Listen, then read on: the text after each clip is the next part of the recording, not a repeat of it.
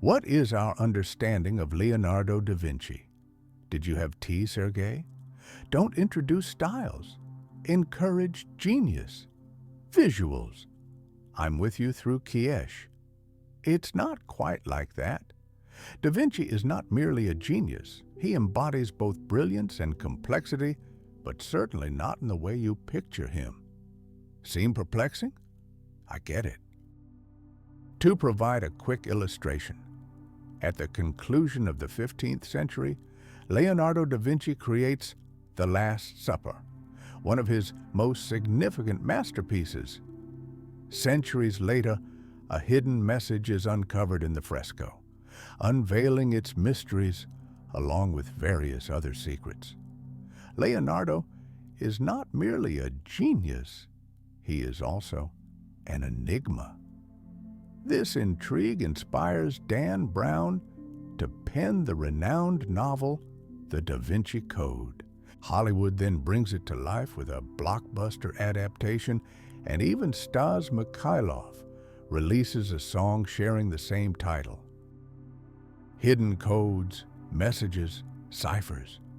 In truth, The Last Supper started to flake off the wall merely 20 years after its completion. The genius utilized a paint mixture of his own creation that failed to bond effectively with the surface. The enigmatic messages within the fresco are primarily for conspiracy theorists. The novel, The Da Vinci Code, is a work of fiction that is intriguing, captivating, and fresh. Oils? Don't misinterpret this. It does not undermine Da Vinci's accomplishments. The Last Supper is unquestionably a masterpiece. Is there anything to say about Stas Mikhailov? Absolutely not. Today, I'm going to share the story of the outsider Kia, an uneducated craftsman born out of wedlock, who would eventually be regarded by future generations as one of the greatest geniuses in human history. This is the biography of an artist, engineer, scientist, and producer. Exciting new oils. Don't misunderstand. This doesn't diminish Da Vinci's accomplishments. The Last Supper is undeniably a masterpiece. Is there anything noteworthy about Stas Mikhailov? Certainly not. Today, I will share the life story of the outsider Kia, an unrecognized craftsman without formal education who would eventually be hailed by future generations as one of the greatest geniuses in human history. This is the biography of an artist, engineer, scientist, producer, designer, and ultimately a devoted aficionado of pink clothing. Leonardo da Vinci, the greatest Mona Lisa. Leonardo da Vinci may have found himself at the heart of an international scandal.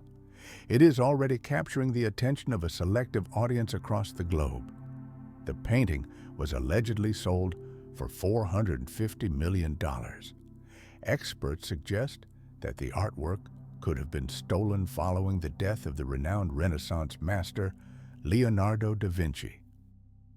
All right, let's dive into an unexpected conundrum. Do you truly know if this self-portrait is by Da Vinci, or if it could be the work of one of his pupils? Or perhaps this piece was created years after the artist passed away? The image reflects a sense of age, and while many aspects of Leonardo's life remain a mystery even now, one fact is undeniable. Da Vinci was not born as a 60-year-old man. He is not connected to NBA exchanges. So, what did the young Leonardo look like? Most likely, it resembled this. This is a sketch prepared for one of the statues created by Leonardo's teacher, depicting his student. He probably used it as a reference. The image corresponds with the rare memories of those who knew the young Da Vinci, who described him as a strikingly handsome and athletically built man. He is not linked to NBA exchanges. So what did the young Leonardo look like? Most likely, it appeared something like this. This is a sketch drawn for one of the statues crafted by Leonardo's teacher, depicting his student. He probably used it as a reference model. The image resonates with the rare accounts from those who knew the young Da Vinci, who described him as a handsome, athletic man with long, curly hair. The most intriguing detail from these accounts is Leonardo's attire, a pink tunic that fell to his knees.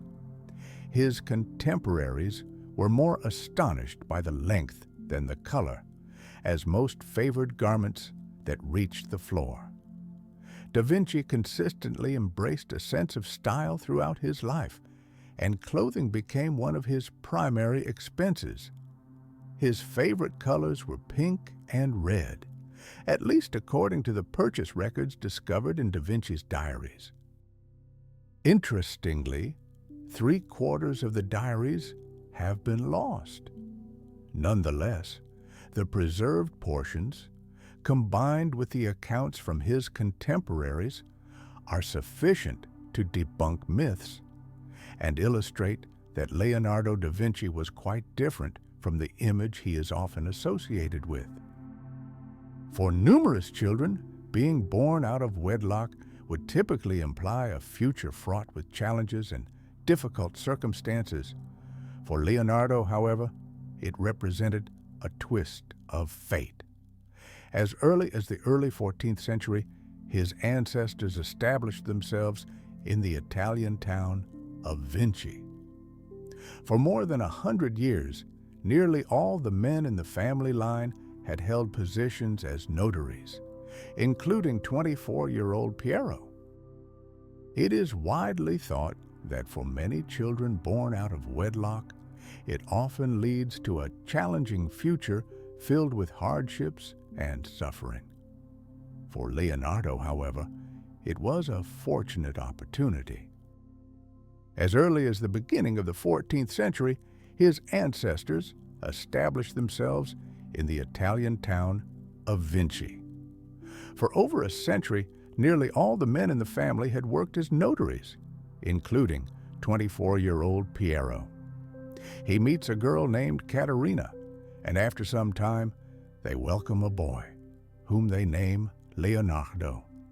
It is the year 1452. The boy seemed destined to follow in his family's footsteps as a notary. However, Caterina was an orphaned farmer's daughter, while Piero was already establishing a successful career as a notary in Florence by then.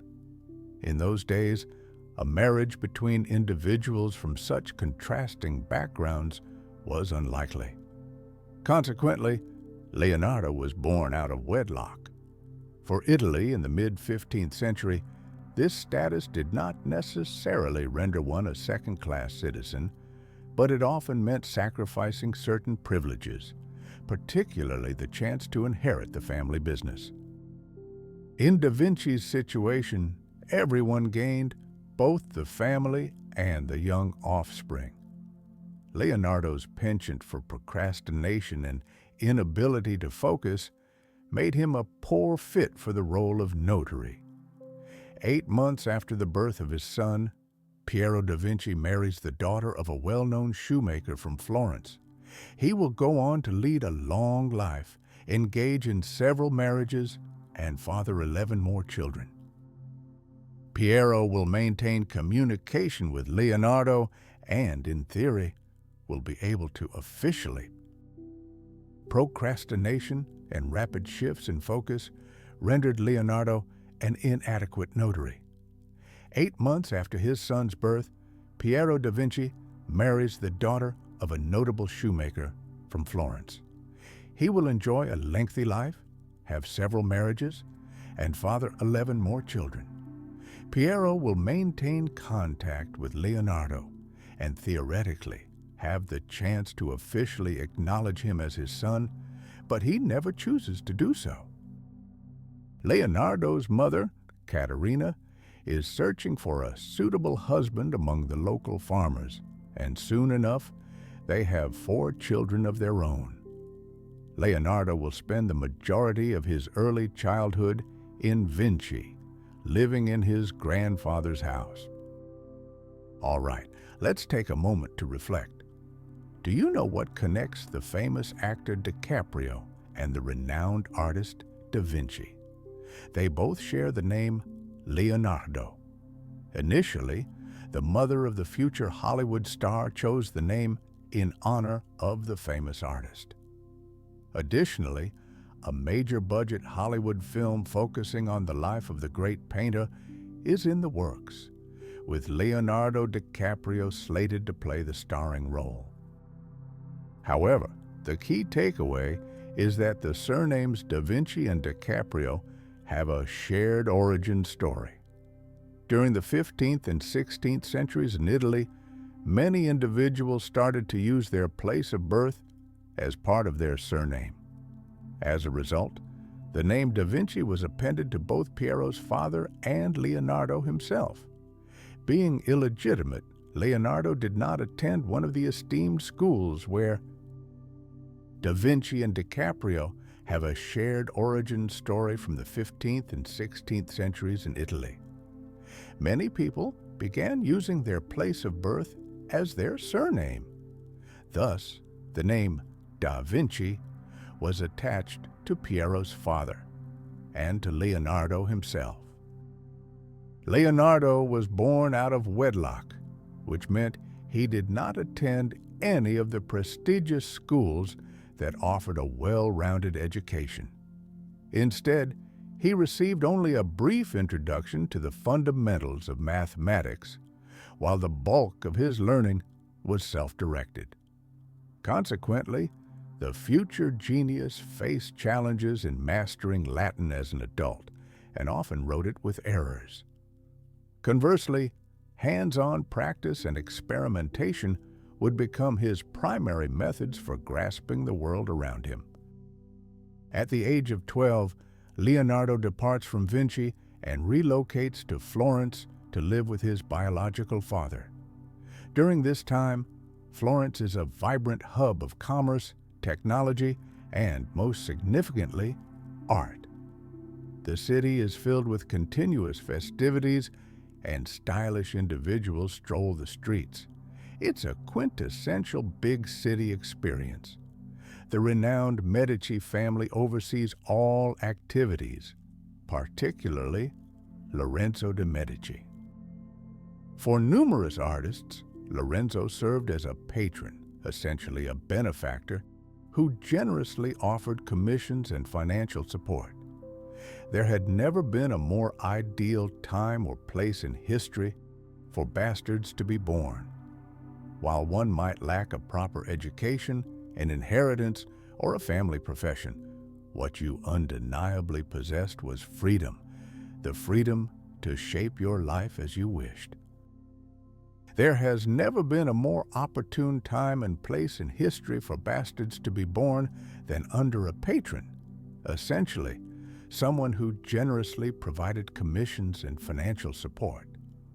While you might not have had a solid education, an inheritance, or a family profession, you undeniably had freedom. Freedom to pursue whatever path you desired in life, including the chance to become an artist. Leonardo was fortunate to be born during a time that marked the pinnacle of the Renaissance. This era saw artistic luminaries like Michelangelo, Raphael, Donatello, and of course, Leonardo da Vinci, all emerging as creators. These individuals, whose names would eventually inspire the Teenage Mutant Ninja Turtles, continued their basic education upon moving to Florence, primarily focusing on the fundamentals of mathematics. The student was notable for being left-handed. While this was not regarded as something negative, it certainly made the boy stand out from his peers. This characteristic would later influence his drawing style and his unique method of writing. In his early 30s, Leonardo began to maintain detailed journals, primarily focusing on subjects such as anatomy, engineering, physics, and art, rarely touching on his personal life. The entries were written in reverse, from right to left, implying that a mirror would ideally be necessary to read them. This practice is frequently cited as further evidence of the mystery that surrounds Da Vinci. Allegedly, in his 30s, Leonardo began to keep detailed journals, mainly focusing on anatomy, engineering, physics, and art, while rarely touching upon his personal life. The entries were written in reverse from right to left, indicating that a mirror would be ideally needed for reading.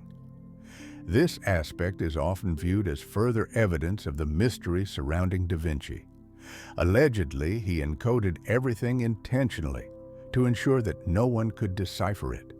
However, this is apparently just a myth. Let's consider the obvious. Why would someone in the 15th century encrypt their findings regarding the sun not revolving around the Earth? It's understandable to encrypt details about apricots purchased at the market or newly acquired stockings, although it's puzzling, as stockings were commonplace for men during that time, and there was no reason for embarrassment. The real motivation behind using mirror writing was likely left-handedness. Writing from left to right with the left hand posed a significant risk of smudging the ink with either the sleeve or the palm, and given that paper was costly, protecting one's work made sense. Even when Leonardo was prosperous, he utilized every inch of the page, filling it with information. A 15th century Italian book on calligraphy even advises left-handed individuals to use the mirror writing technique for their entries. There were also other left-handed contemporaries of Da Vinci who wrote in precisely the same manner. Lastly, if you believe that mirror writing is only attainable by geniuses, give it a try. I assure you, it is indeed possible. In a 15th century Italian book on calligraphy, there is indeed advice for left-handed individuals on how to make entries using the mirror writing technique. There were also other left-handed contemporaries of Da Vinci who wrote in the same manner. Finally, if you believe that mirror writing is exclusive to geniuses, give it a try. I assure you, it's not as challenging as it appears. It's a matter of practice. The fact that Leonardo primarily studied mathematics in Florence might imply that his father Piero hoped his son would pursue a career as a notary. However, by then, it was already evident that Leonardo da Vinci was far more passionate about drawing than clerical duties. There is a well-known story about a painted wooden shield, regarded as one of the first works of the future genius. Here's how it unfolded. The candle makers requested Leonardo's father to transport a wooden shield to Florence for painting, but Piero entrusted the task to his son.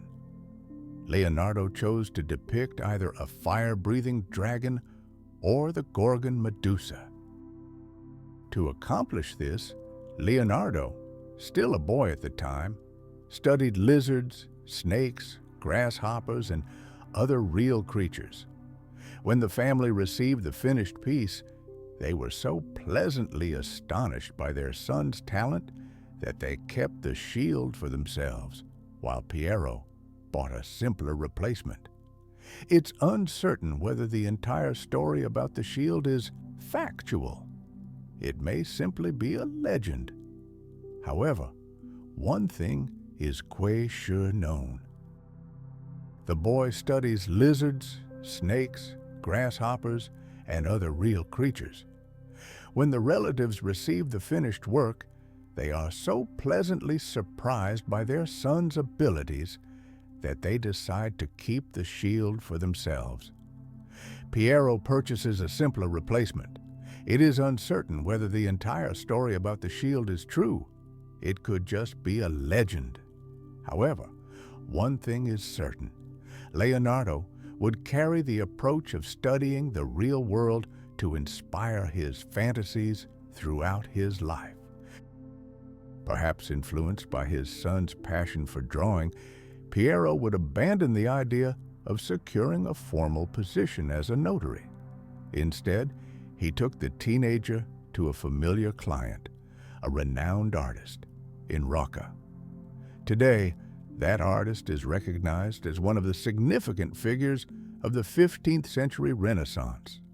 Essentially a craftsman, his workshop functions like a conveyor belt under the guidance of a master. Students and assistants produce paintings with religious themes. However, this environment would ultimately transform into a genuine school for many artists, including Leonardo da Vinci. Let's take a moment to clarify an important detail. During the 15th century, painting was not regarded as an art form by most people. The prevailing logic was this: what originates from the mind is considered art, while that which is produced by hand is labeled craft. Poetry is seen as art, sculpture as craft, music is art, and painting. Well, you understand the distinction. This system had its roots in ancient Greece and endured for a considerable period. Let's take a moment to clarify an important detail. In the 15th century, painting was not regarded as an art form by most people. The reasoning was straightforward. What emerges from the mind is art, whereas what is created by hand is considered craft. Poetry is art, sculpture is craft, music is art, and painting. Well, you get the picture. This system, which originated in ancient Greece, satisfied everyone for a long time. Everything will transform with the onset of the Renaissance, including Leonardo da Vinci. The artists of that era, mainly from Italy, raised the visual arts to new heights. They delved into anatomy, perspective, geometry, and physics, driven by a singular objective: to represent three-dimensional reality on a two-dimensional canvas as accurately as possible. A straightforward example. On the left is a typical 14th century terracotta painting, while on the right is one of the earliest renowned works by Da Vinci. The difference is striking. Whether you are an art historian or just someone who can see, the painting on the right is the baptism of Christ. Specifically, this piece was created by Verrocchio, with contributions from his student Leonardo da Vinci. At that point, the artist, slightly over 20, has dedicated nearly 5 years to the workshop. He is no longer just an intern, but a fully fledged craftsman residing at the studio. This means that Leonardo can not only complete routine orders, but also act as the master's collaborator on various projects. He does this so effectively that he ultimately surpasses his teacher. As an example, in The Baptism of Christ, 2 angels are depicted on the left, which, after nearly 5 years in the workshop, he is no longer simply an intern, but a fully established craftsman residing at the studio. This means that Leonardo can not only handle routine orders, but also act as the master's partner on various projects. He does this so effectively that he ends up surpassing his teacher. An example is The Baptism of Christ. To the left are 2 angels, one of which captures our attention the most because it was painted by none other than Da Vinci.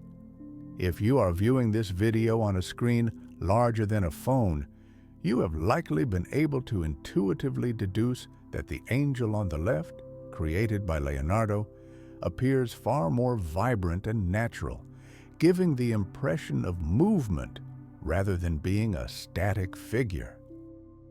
According to the legend, the contrast between the angels was so evident to those of the time that Verrocchio admitted defeat as a teacher and ultimately laid down his brush. Whether this was indeed true remains unclear, but one fact is certain. After the baptism of Christ, he essentially stopped producing independent works. At this point, Leonardo's narrative could mirror the typical ascent of talent to greatness were it not for the scandal. A week before his 24th birthday, Da Vinci faces accusations of sodomy. It is claimed that he and 3 other men were observed in a romantic encounter with a young man named Salvator. Though the accusation is anonymous, an investigation is launched. Homosexual relationships in Florence. This moment in Leonardo's story could resemble a standard ascent from talent to greatness, were it not for the scandal. A week ahead of his 24th birthday, Da Vinci is accused of sodomy. It is said that he, along with 3 other men, was seen in an intimate relationship with a young man named Salvator. Although the accusation is anonymous, an investigation is initiated.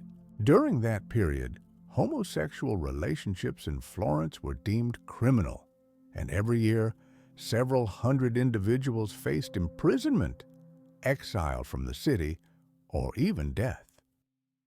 However, Leonardo is lucky. While he probably spends a day or 2 in prison, it soon becomes evident that the other accused are linked to the Medici clan. The case is covered up, and the suspects are released.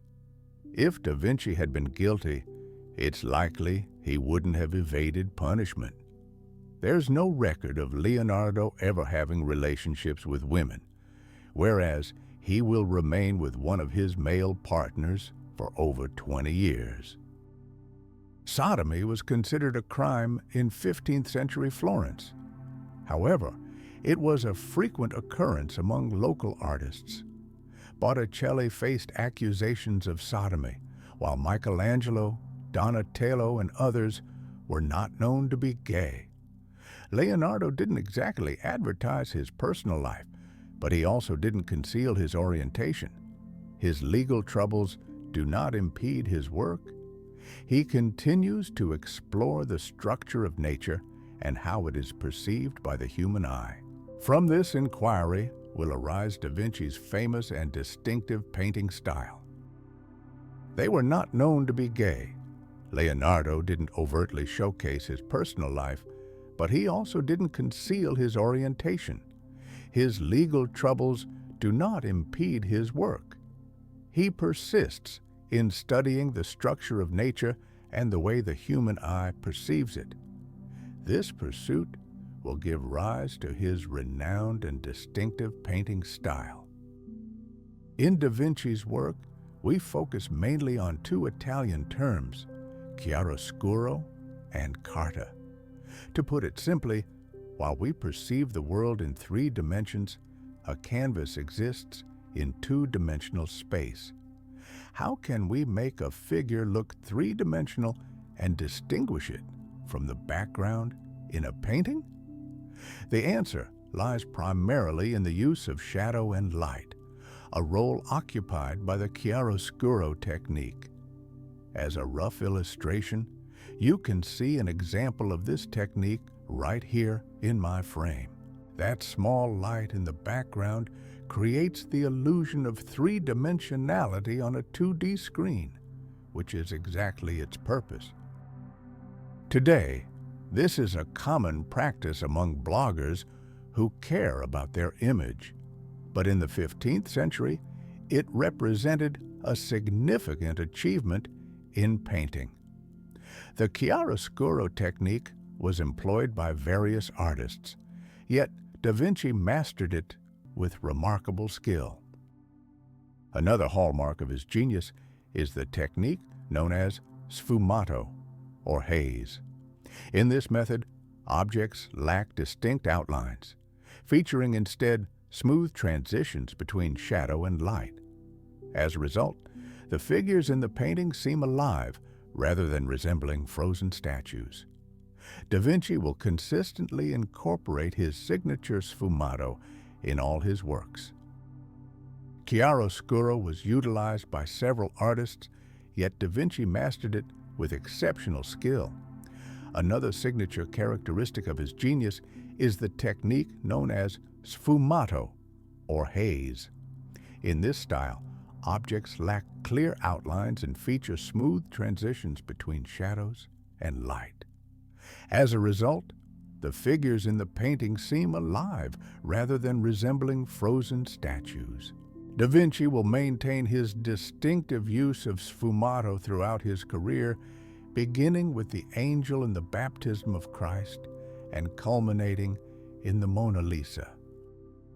Okay, I imagine some of you are thinking right now, hey, you initially claimed that Leonardo isn't truly a genius, but so far it seems exactly that way. A teenager arrives at the workshop as an apprentice and rapidly transforms into a great artist. This is indeed the case. By his mid-20s, Leonardo manages to ride a wave of acclaim, and his works begin to gain attention. However, this does not imply that everything created by the young artist was without flaws. A striking example is the Annunciation. This painting, created while he was working with Verrocchio, displays clear imperfections: the unnatural hands of the Virgin Mary, the awkward pedestal, and the garden fence that distract from the narrative, among others. All of this suggests one thing: if Da Vinci was a genius, he achieved that status much later on. Initially, he was born an artist at the age of 24. At this time, Leonardo is still living and working in Ugo Rocchi's workshop, producing religious paintings. By then, many of the master's students had already become established artists. The narrative and other aspects indicate one thing: if Da Vinci was indeed a genius, he attained that status much later. Initially, he emerged as such at the age of 24. At this point, Leonardo continues to work and live in Ugo Rocchi's workshop, creating religious paintings. By that time, many of the master's students had already established themselves as independent artists. The reasons behind Da Vinci's decision to venture out on his own remain unclear. It may have been influenced by accusations of sodomy that arose a year earlier. Regardless, in 1477, Leonardo opens his own workshop in Florence. From a business standpoint, this proves to be a disaster. Over the 5 years of his workshop's operation, Leonardo receives only 3 commissions. He never completes 2 of them and doesn't even begin the 3rd. In the annals of art history, there exists a ranking of unfinished masterpieces, and Leonardo's painting, Adoration of the Magi, truly deserves to top that list. Da Vinci secures this commission from the monastery thanks to the connections of his father, Piero. Adoration of the Magi is a well-known biblical theme that numerous great artists have selected for their works. By the time he accepts the commission, Da Vinci has already gained a notorious reputation as an undisciplined artist. Commitments were frequently broken, and deadlines were often missed. Consequently, Leonardo was compelled to sign a highly stringent contract. Following that, Da Vinci engraves a standard of perfectionism into the floor. He creates an intricate sketch, meticulously calculates the perspective and gives thoughtful consideration to the background. Many renowned artists have chosen this theme for their works.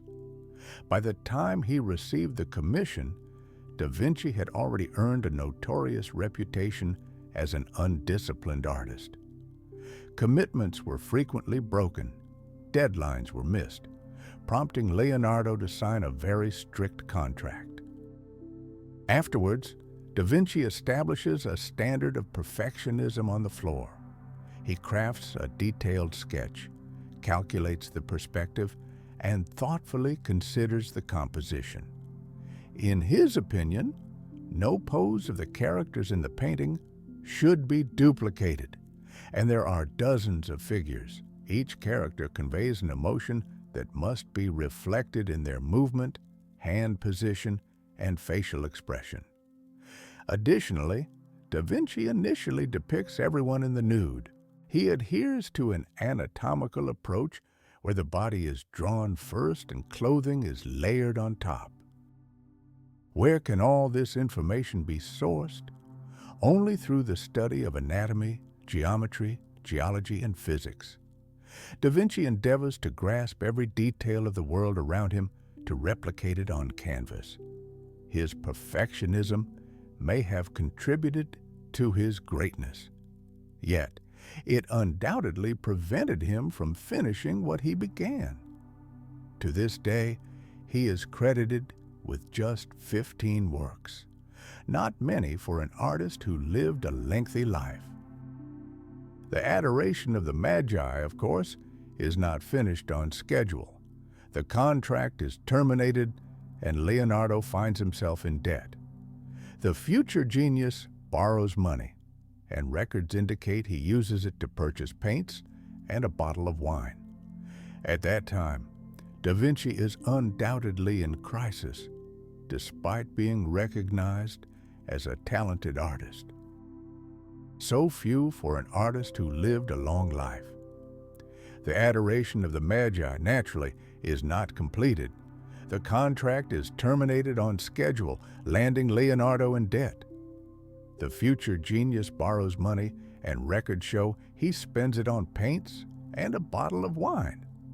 At that point, Da Vinci is evidently in crisis, and although he is viewed as a talented artist, his reputation suffers. He does not receive commissions, while his colleague Botticelli is inundated with work, leading Leonardo to criticize his technique. Perhaps it's envy. Who can say? One way or another, today, the Adoration of the Magi hangs in the Uffizi Gallery in Florence, where every visitor can spot a young man on the side. It is thought to be a self-portrait of Leonardo. Perhaps this was his appearance in 1482, when he departed from his native Florence and relocated to Milan. Da Vinci celebrates his 30th birthday in a new city and a new role. He is now not just an artist, but also an engineer-architect, capable of designing nearly everything, from buildings to military weaponry.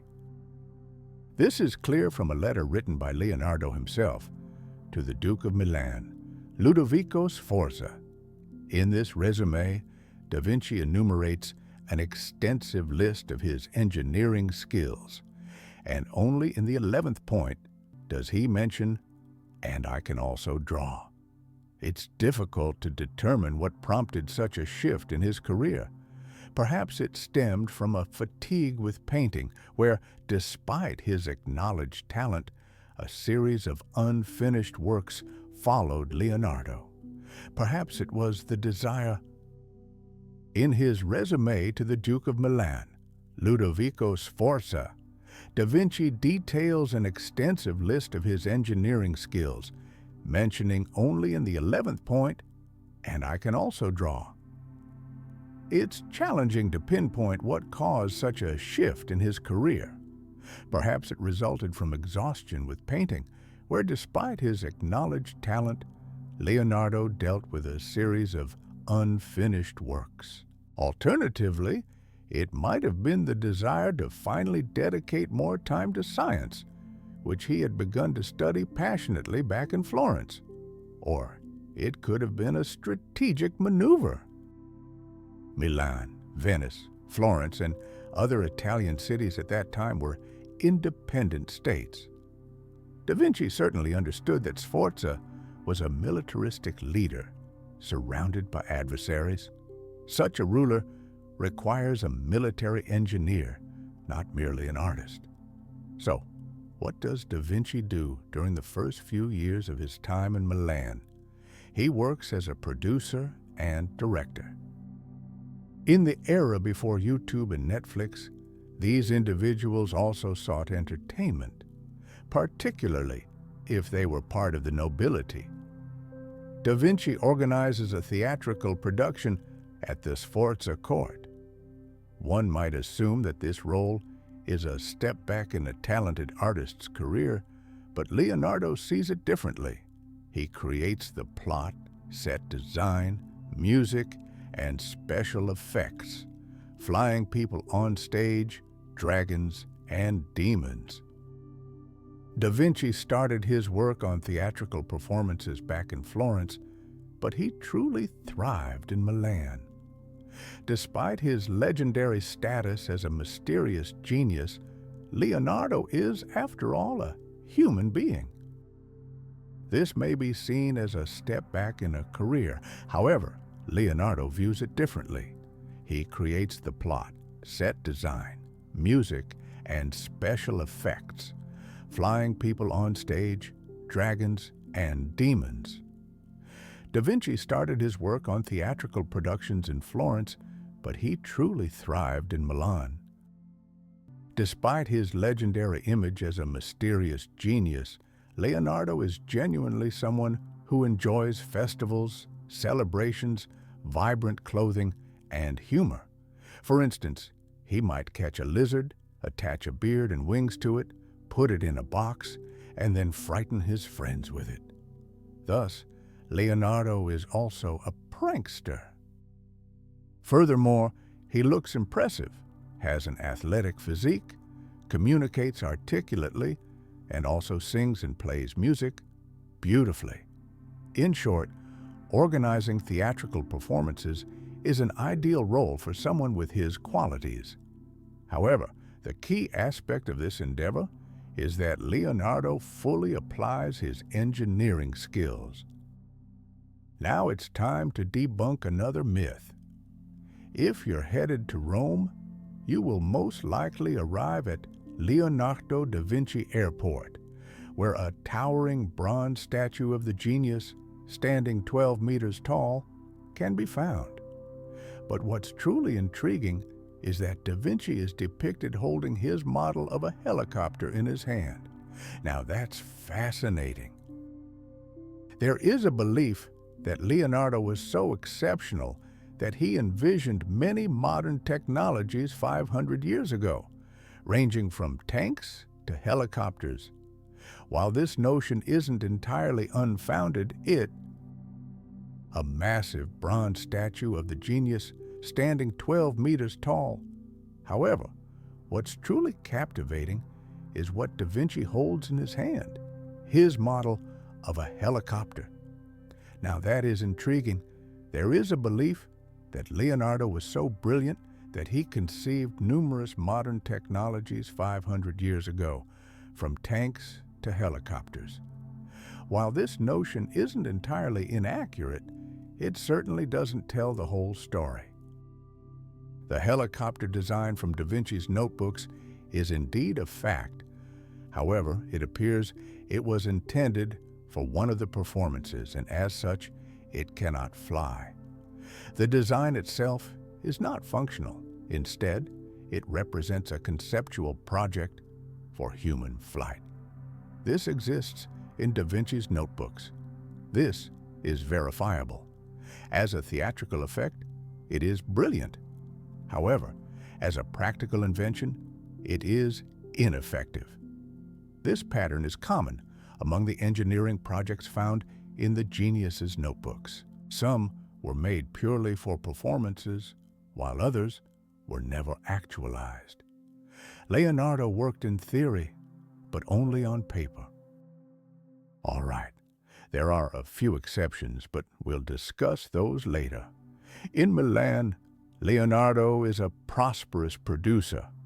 It is here that he will encounter a young man named Salai, who is considerably younger than Leonardo.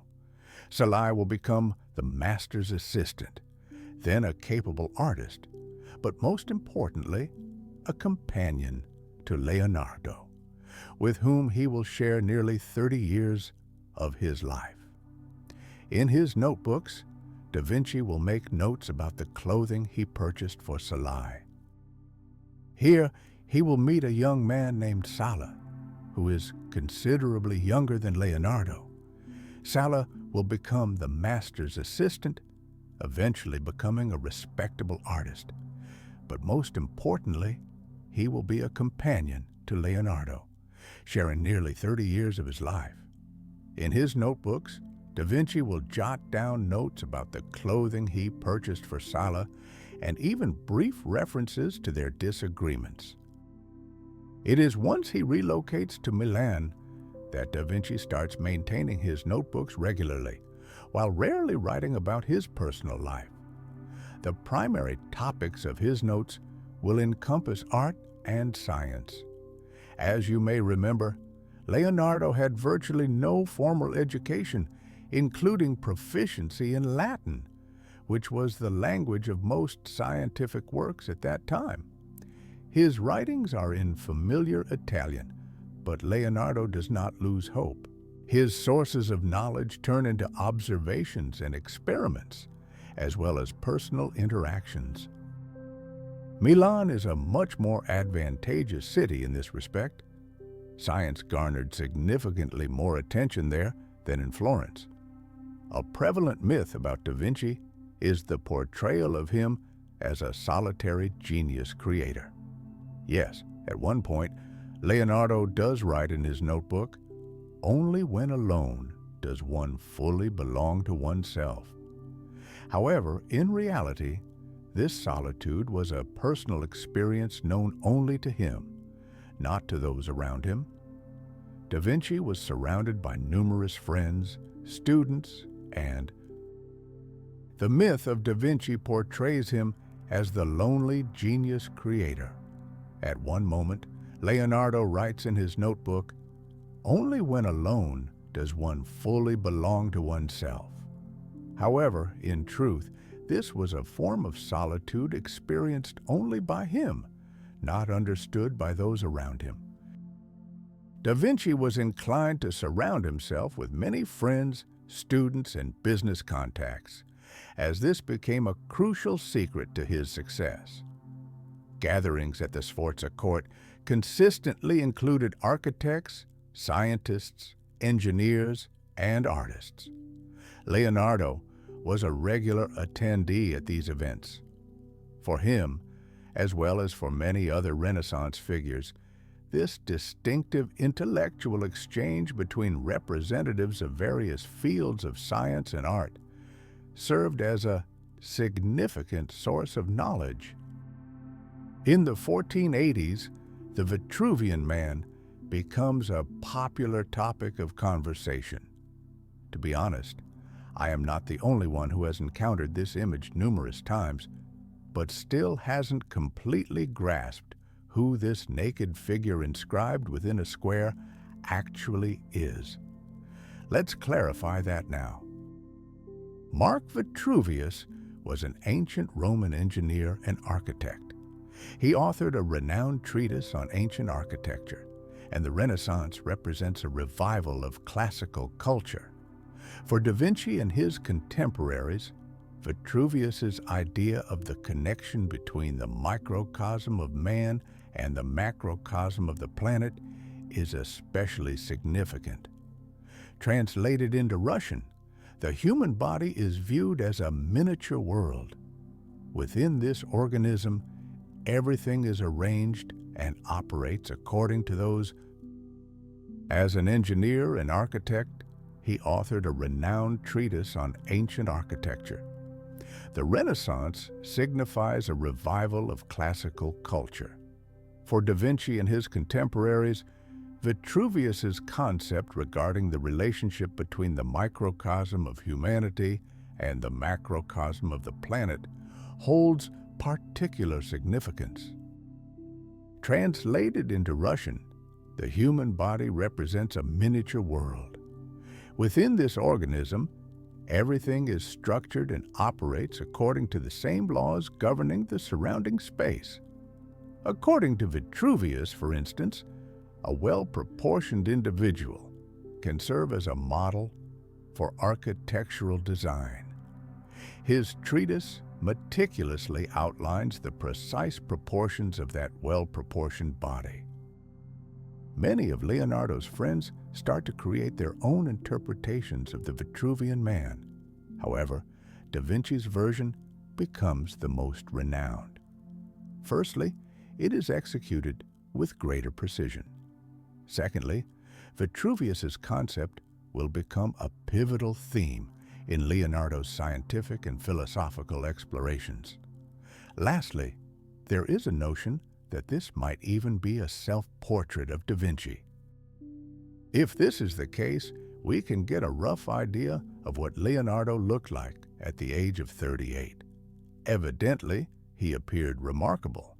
At 28, I certainly didn't have that kind of physique, and by 38, there would have been no chance at all. Perhaps the explanation lies in the lifestyle of this genius. Leonardo, as recalled by his contemporaries, was an athletic individual who enjoyed horseback riding and various physical activities. Additionally, Da Vinci practiced vegetarianism. Based on his diaries, he held a deep affection for animals. Among the entries related to purchases, "At 28, I certainly did not have that physique. By 38, there would be no chance at all." Perhaps the explanation lies in the lifestyle of the genius, Leonardo. According to accounts from his contemporaries, he was an athletic man who enjoyed horseback riding and various other physical pursuits. Furthermore, Da Vinci was a vegetarian. From his diaries, it is evident that he had a deep affection for animals. Among the purchase entries, only fruits, vegetables, and fish are listed. One note states, "Went to the market, bought apricots and eels."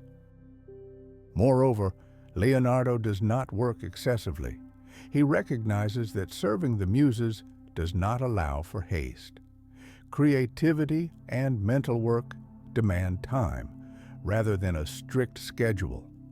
I'm not sure who the misguided soul is that claimed an artist must experience hunger, but Da Vinci would certainly disagree.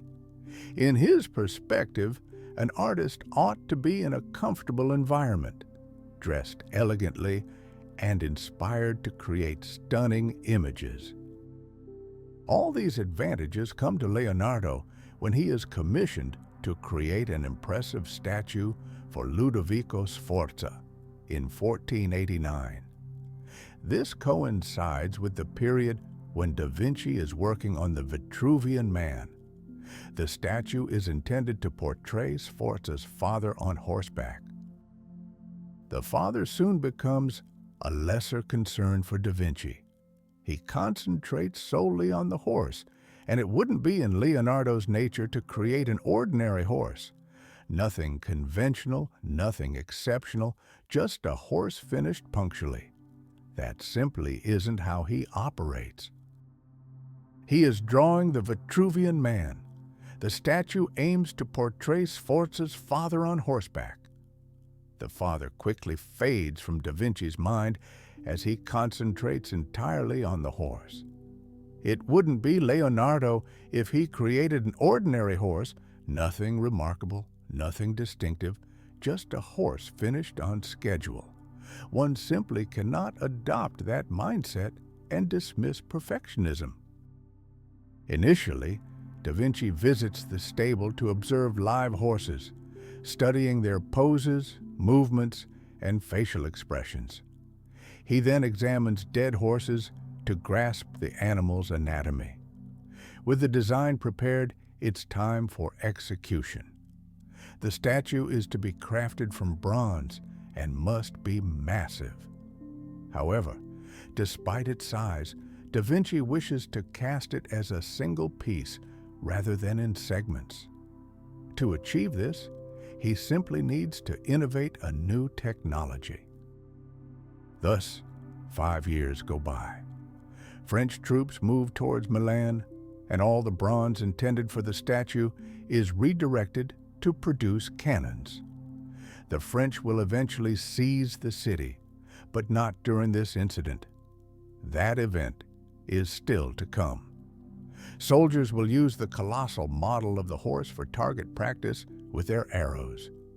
Yet Leonardo's sole intention was to sculpt a remarkable statue.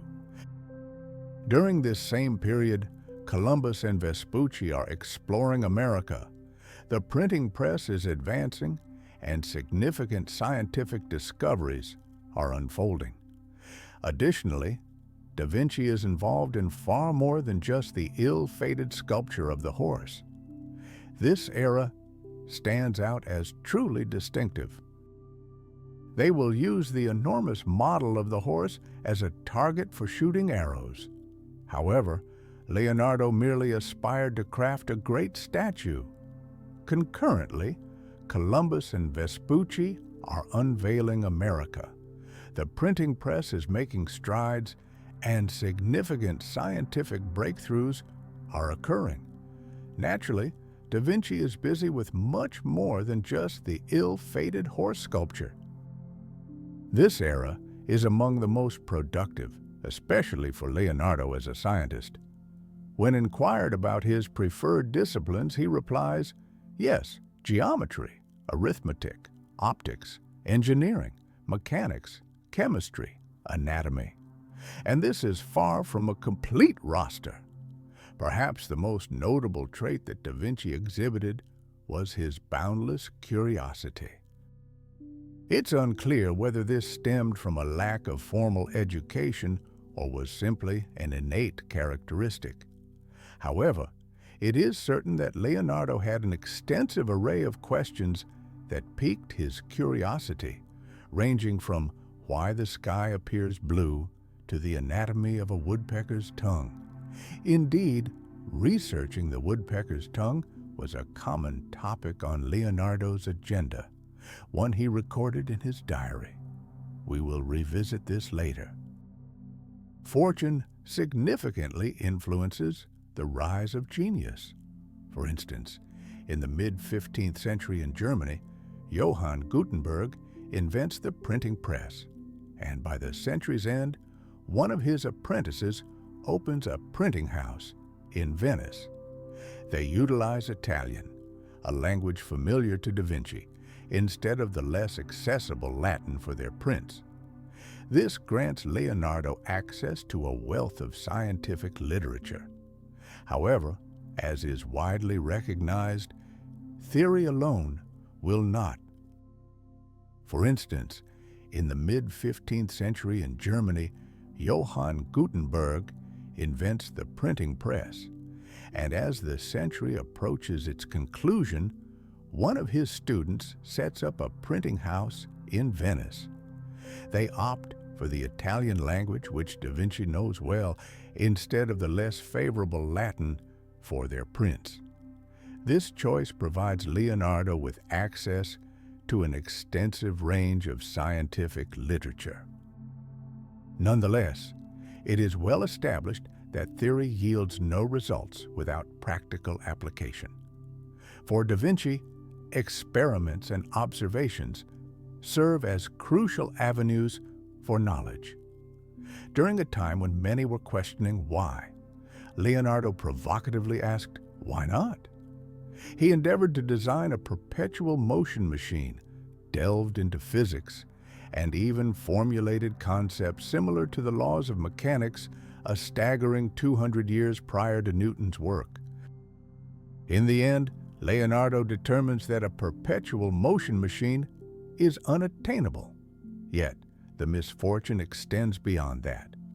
Da Vinci proposes several military innovations, including a massive 20-meter crossbow and a tank designed to look like a turtle. According to his plans, it should house up to 8 individuals inside. However, these inventions will remain nothing more than theoretical concepts. Leonardo's true passion lay in the realm of flying machines, initially envisioned as theatrical props and later as legitimate designs. His diaries are filled with various concepts for flying machines, most of which are bird-like in appearance. Despite decades of exploration, Da Vinci never manages to create a functional model. Through his exploration of diverse disciplines, Leonardo swiftly recognizes the importance of mathematics, as it is the language through which nature expresses itself. Flying machines were initially conceived as theatrical props, and later evolved into serious projects. His diaries showcase numerous concepts for these aircraft, the majority of which are inspired by the form of birds. Despite decades of pursuit, Da Vinci never manages to develop a functional model. In his exploration of various fields, Leonardo quickly recognizes the essential role of mathematics, as it serves as the language in which nature articulates its laws. However, this is the very language that Da Vinci finds perplexing. He grapples most significantly with algebra and arithmetic. Even at the age of 40, he still makes errors in simple calculations and has difficulties with roots and other algebraic concepts. It's reassuring to recognize a connection with Leonardo da Vinci. I too struggled with square roots in school and had never even encountered cubic roots. In contrast to algebra, geometry resonates much more with Da Vinci, as he perceives the world through visual representations. Leonardo dedicates many years to exploring various theories in this area. However, to mathematicians, these studies hold scant interest. Probably Da Vinci's most significant contribution to this field comes in the form of illustrations for the book of his friend Luca Pacioli, a prominent mathematician of his era. This work largely focuses on the most renowned mathematical proportion, the golden ratio. The discipline whose impact on Da Vinci's creativity is hard to overstate is anatomy. Leonardo commenced his study of anatomy as early as. These explorations garner little interest. Da Vinci's primary contribution to this field likely lies in the illustrations he created for his friend Luca Pacioli's book, a prominent mathematician of that era. This work primarily focuses on the most renowned mathematical proportion, the golden ratio. The discipline that significantly shapes Da Vinci's creativity is anatomy. Leonardo started studying anatomy while in Florence to enhance his skill in drawing the human form. However, in Milan, his fascination goes much deeper than mere artistic needs. Collaborations with medical scholars grant Leonardo access to research, but even more crucially, to the bodies of the deceased. Da Vinci will be the one to take the art of anatomical drawing to new heights. His images are scientifically precise and artistically breathtaking. The use of light and shadow, along with his distinctive Sfumato technique, all showcase the skill of a true master. Leonardo will be the first to accurately illustrate and describe the structure of teeth, ensuring that even without all his other accomplishments, he secures a significant place in the history of dentistry. Some of his anatomical theories had the potential to lead to scientific discoveries, but they remained mere concepts on paper. Nevertheless, the study of anatomy, though it did not earn Da Vinci a spot in the annals of science, undoubtedly helped him move closer to uncovering how to convey a character's emotional state through their movements. The famous portraits. The history of dentistry reveals that some of his anatomical theories could have led to scientific breakthroughs, but they remained as ideas on paper. However, while the study of anatomy did not grant Da Vinci recognition in the field of science, it certainly advanced his pursuit to understand how to represent a character's emotional state through their movements.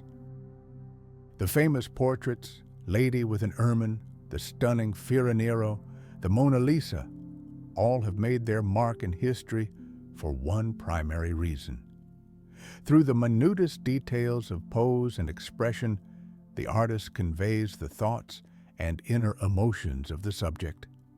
Achieving this required not just the skills honed over years of practice, but also decades of studying anatomy. The torments of time.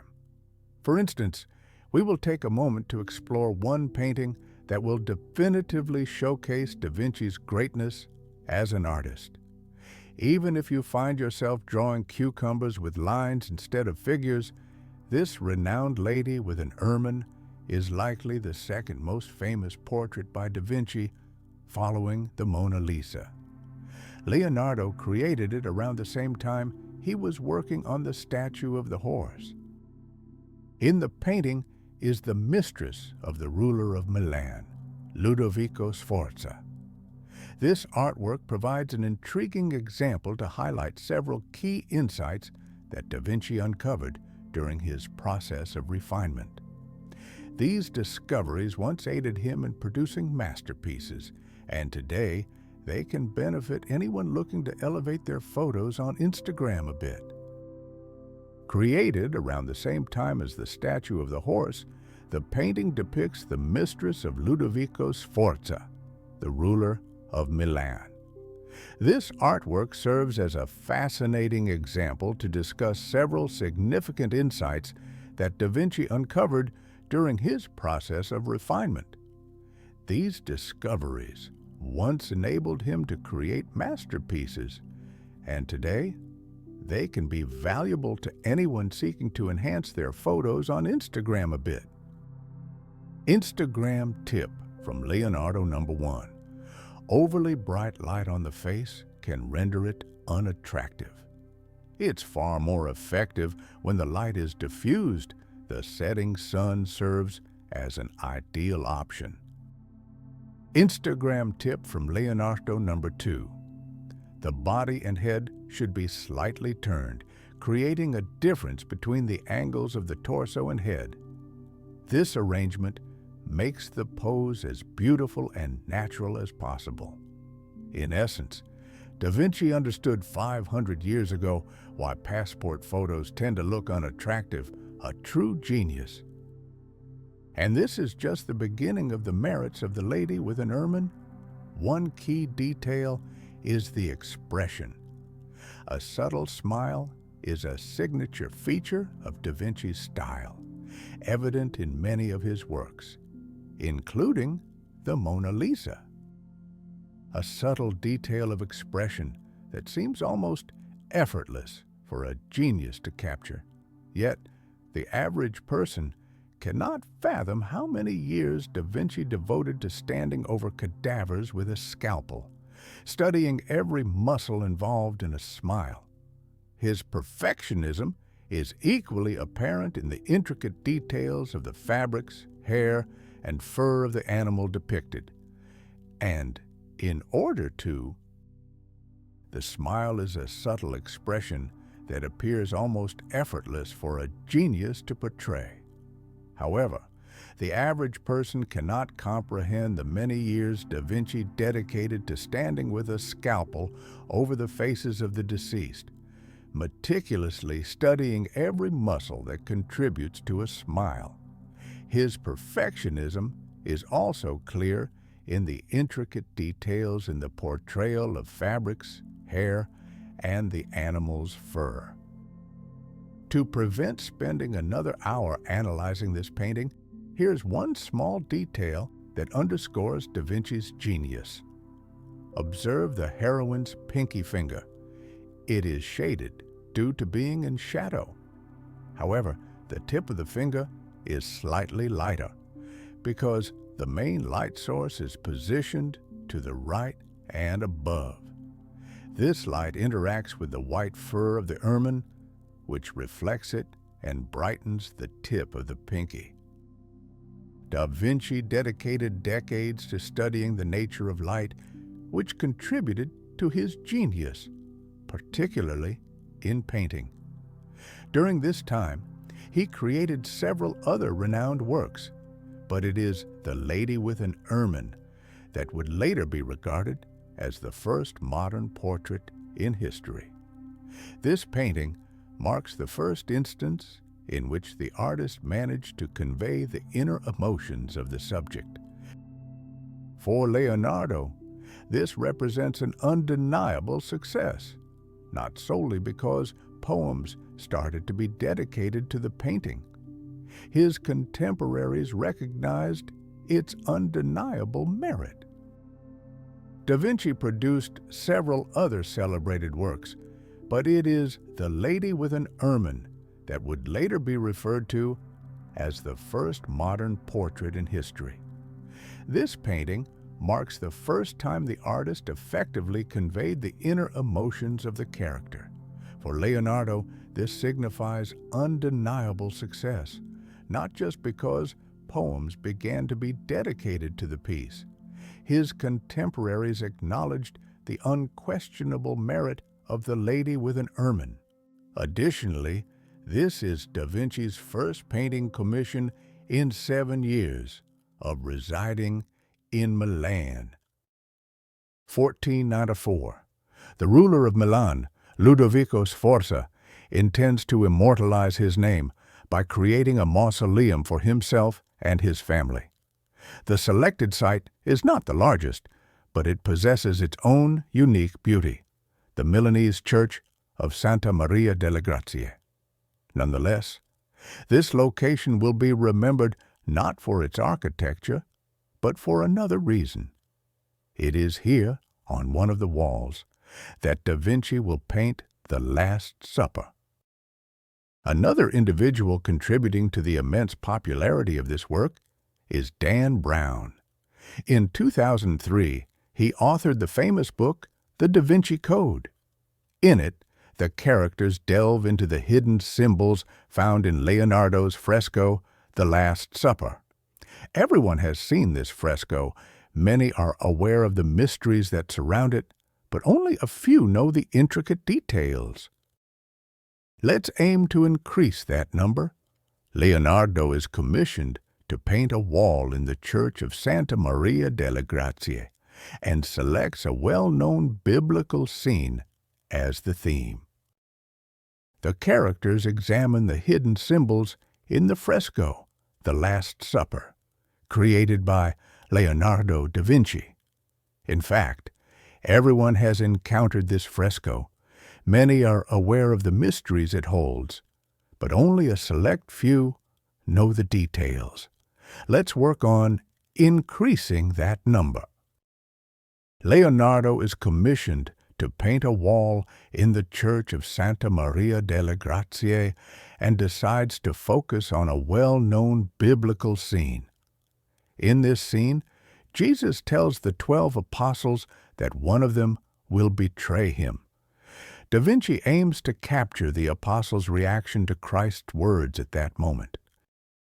The work process is publicly visible. First, the room where the fresco is being created essentially serves as a dining hall for the monks.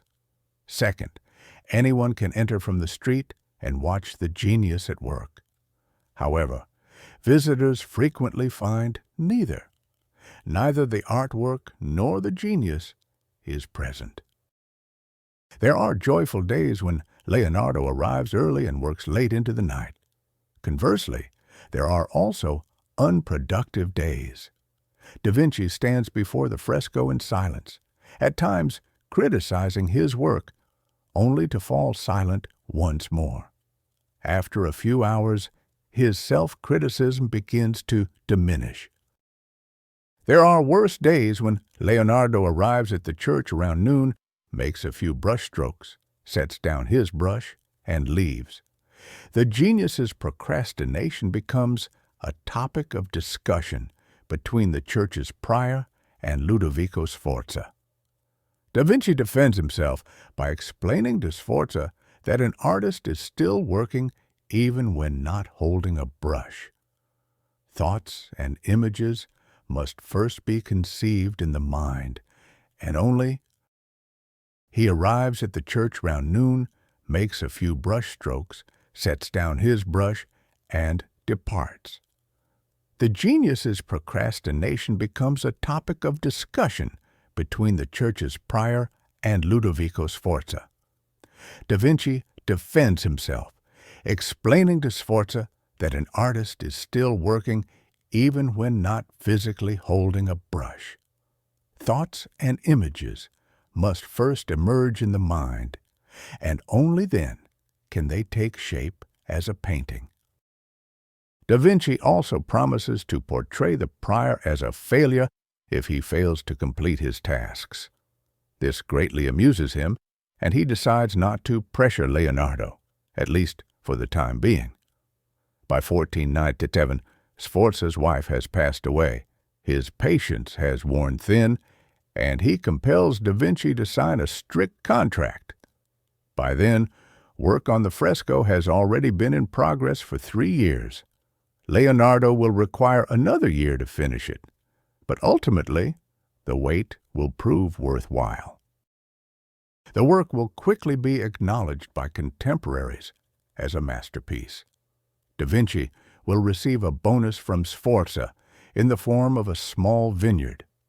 However, this narrative doesn't unfold as expected. Just 20 years later, the Last Supper starts to peel off the wall. Who is to blame? The fresco needed to be painted rapidly.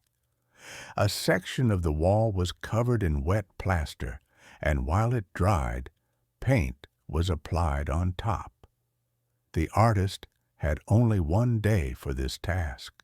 As you might guess, Leonardo did not enjoy working under pressure.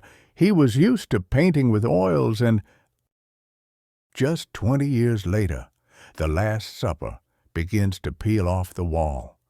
Who is accountable for this? The fresco had to be painted swiftly.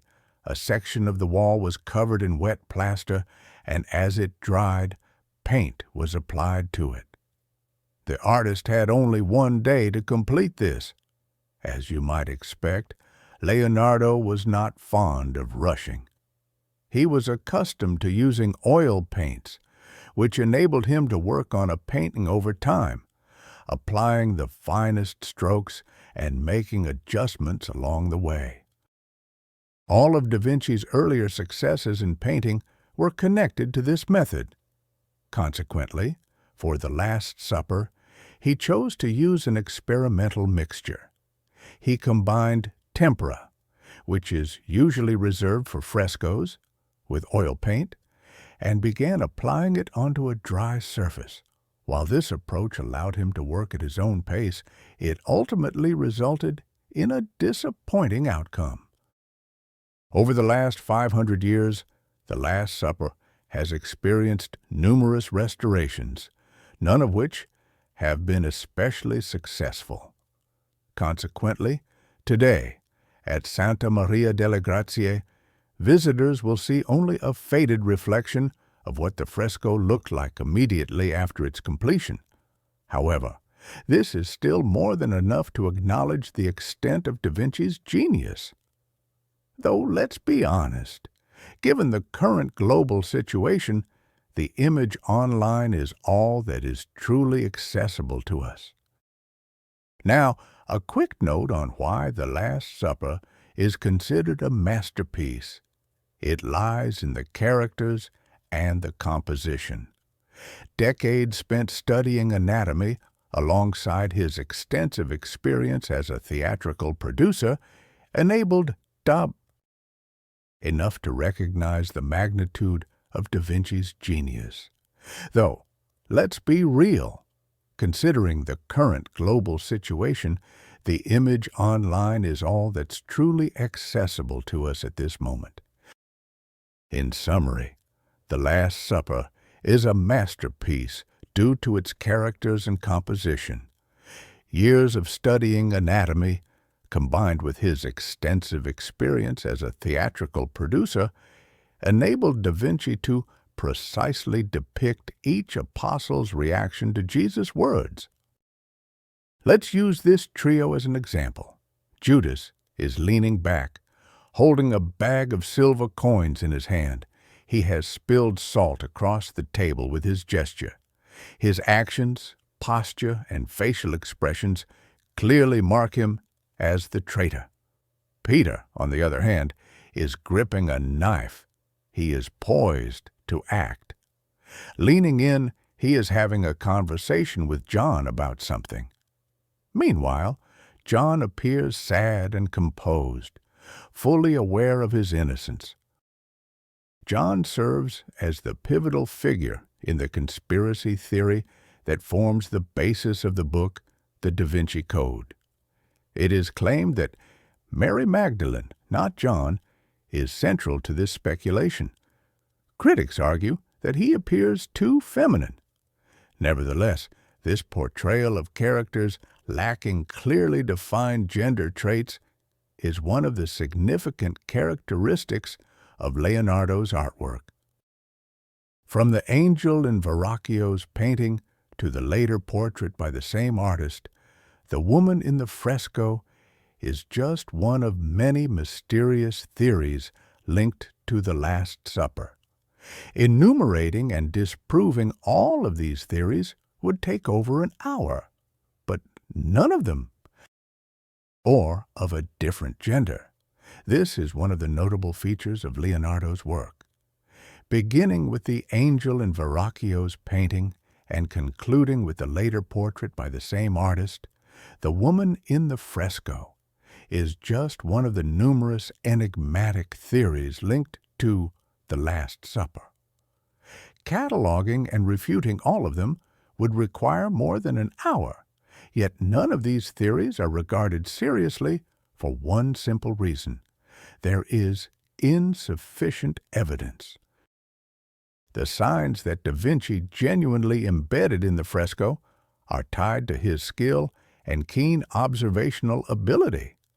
For instance, Jesus, positioned at the center, is set against a light background. Leonardo observed that objects against a light backdrop seem larger than those on a dark one. A detailed discussion about perspective warrants a separate video. As you might remember, depicting depth in three-dimensional space is among the major accomplishments of Renaissance artists, and The Last Supper serves as a remarkable illustration of this. The creation of the fresco coincides with a significant event in Leonardo's personal life. His mother, Caterina, arrives in Milan. Leonardo documents this in his diary. A year later, she succumbs to malaria. In his records, Da Vinci only includes a few terse lines regarding the funeral expenses. Interestingly, he spends less on it than on purchasing clothes. What might this indicate? It could perhaps reflect a long-standing resentment towards his mother that dates back to his childhood. It is also possible that she did not desire an extravagant funeral, as she was an ordinary peasant woman. On this matter, as with many others, in his records, Da Vinci offers just a few terse lines regarding the expenses for the funeral. Interestingly, he allocates less money for it than for purchasing clothing. What might this signify? It could point to a deep-seated resentment toward his mother that has lingering roots in his childhood. Alternatively, it's possible that she herself preferred not to have an extravagant funeral, as she was merely a common peasant woman. Regarding this, as with many other occurrences in Leonardo's life, little information is available. What is clear is the career impasse that Leonardo faced. It appeared that following the success of The Last Supper and The Body, the genius would have been on the ascent. However, the reality was starkly different. By that time, he had established himself comfortably as one of the key creators in Milan. This was his home and studio, where not only Leonardo himself toiled, but also his students. To sustain the household, he needed orders. However, the only art that captivated the main patron, Ludovico Sforza, during this period was the art of war. The French are advancing on the city, the same ones who had arrived a few years prior. Da Vinci has no commissions to support himself. He takes on work as an interior designer. At nearly 50 years old, he is overall a recognized genius. Yet he is painting the Chapel of the Rest. However, even this project remains unfinished, and he departs amid scandal. The genius's self-esteem remained intact despite his search for work. Da Vinci has no commissions to sustain himself, so he takes on work as an interior designer. Leonardo is nearing 50 years old. Despite being widely recognized as a genius, he is painting the Chapel of the Rest. However, he does not finish this project and departs amidst controversy. Nevertheless, his self-esteem remains intact. In his quest for work, he begins sending resumes to potential clients. These letters typically end with a similar phrase: "There is no better candidate for this job than Leonardo from Florence." He was often referred to skillfully in this manner. In 1499, the French enter the city. Da Vinci does not flee. That is not his style. He thinks about staying and forming relationships with the new power, but after some time, he ultimately opts to leave. At the turn of the new century, he departs Milan, where he has spent 18 years, to return to Florence, a city he knows well. Da Vinci is about to celebrate his 50th birthday. For some, this age might mark the decline of a career, but for Da Vinci, the next 6 years in Florence will prove to be the most productive of his life. He will persist in his scientific inquiries and also start working on several masterpieces, including a thorough analysis of his own work. In Florence, the Tommaso family enjoys celebrity status, and he feels right at home. An incredibly fashionable older man dressed in pink attire strolls leisurely through the city's streets. The next 6 years in Florence will be the most fruitful of his life. He will carry on with his scientific inquiries and also embark on several masterpieces, including The Analysis, in Florence, with the Tommaso family, Star Status, and He Fits Right In. Leisurely walking through the city streets is an incredibly fashionable older man clad in a pink outfit from a distinguished tailor. Beside him is a similarly stylish young man in his mid-30s. This is Leonardo and his partner Salai. According to Da Vinci's diaries, his primary expenses during this period were on clothes and books. In Florence, Da Vinci sets up a workshop akin to that of his teacher, Verrocchio. Routine tasks, like commissioned religious paintings, are handled by Leonardo's students. Meanwhile, the master focuses his attention solely on projects that capture his interest, In 1503, Leonardo is approached by Francesco del Giocondo, a prosperous silk merchant who wishes to commission a portrait of his 24-year-old wife, Lisa. It remains a mystery why Da Vinci agrees, as he is deeply immersed in scientific pursuits and typically does not accept commissions even from much more powerful patrons. It's possible that Da Vinci's father, Piero, facilitated the connection, having business ties with the client. Additionally, Leonardo may have been in need of funds due to the many refusals he had encountered, leaving his bank account nearly depleted. This might be where the mystery truly lies. At that moment, he is deeply involved in scientific pursuits and does not accept commissions even from far more influential patrons. Perhaps Da Vinci's father, Piero, played a role, given his business connections with the client. It's also likely that Leonardo required funds due to the numerous refusals he had experienced. His bank account was almost empty.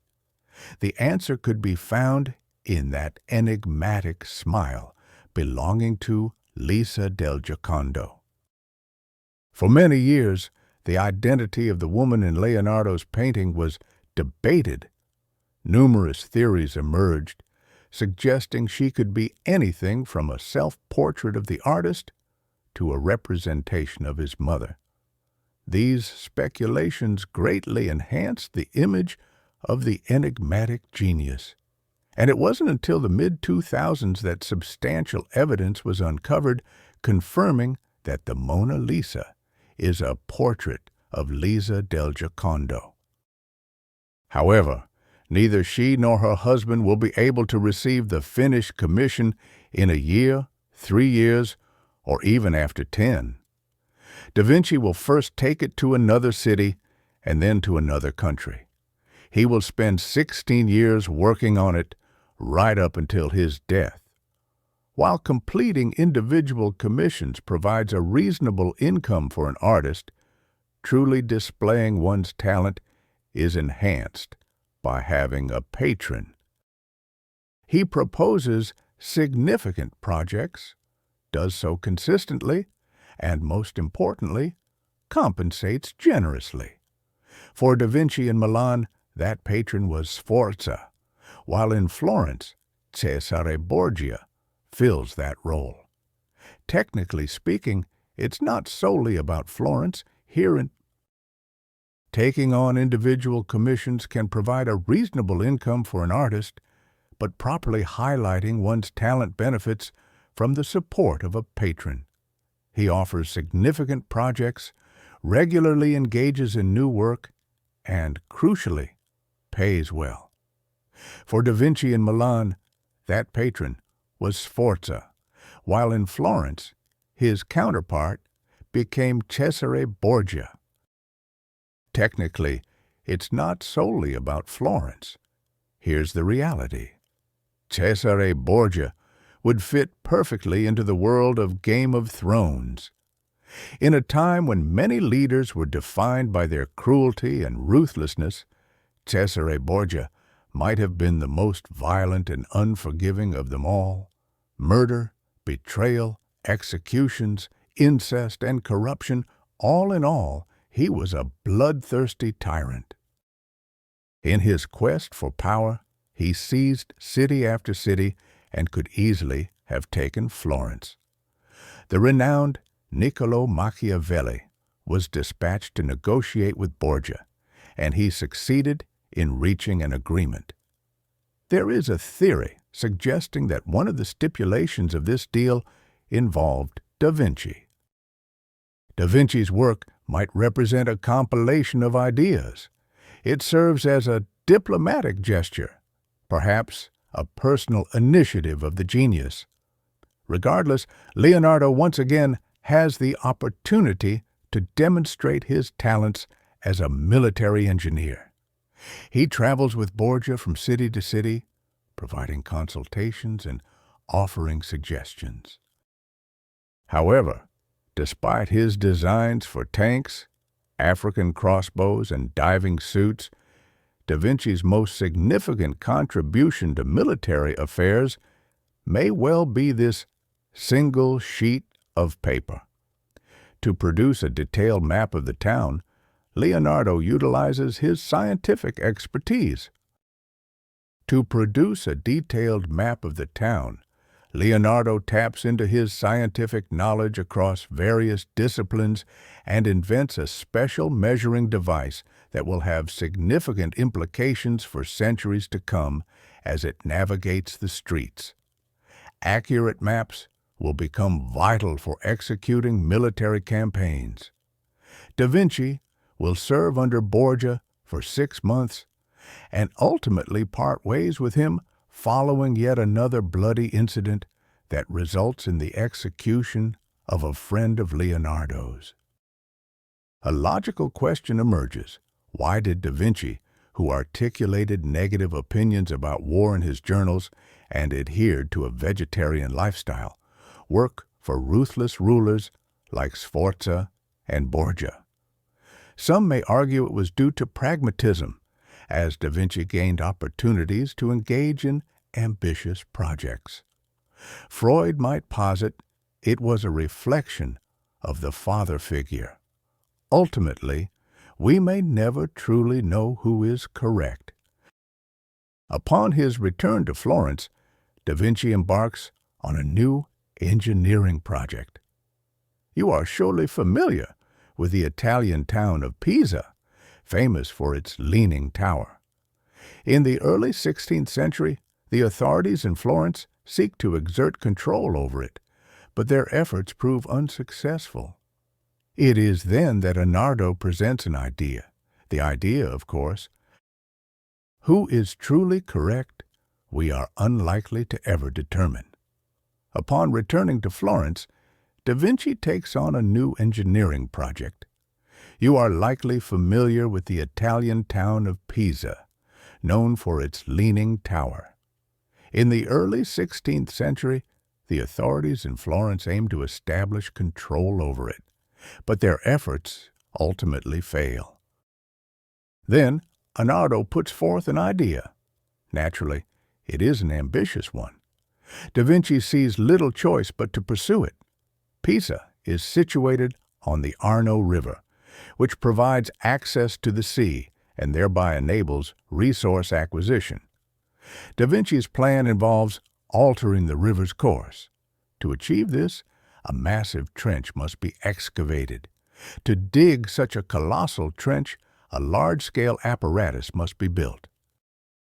Is it necessary to note that the project failed?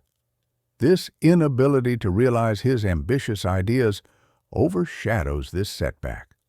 Perhaps Leonardo's primary flaw was that after developing a brilliant concept, he swiftly lost interest in it.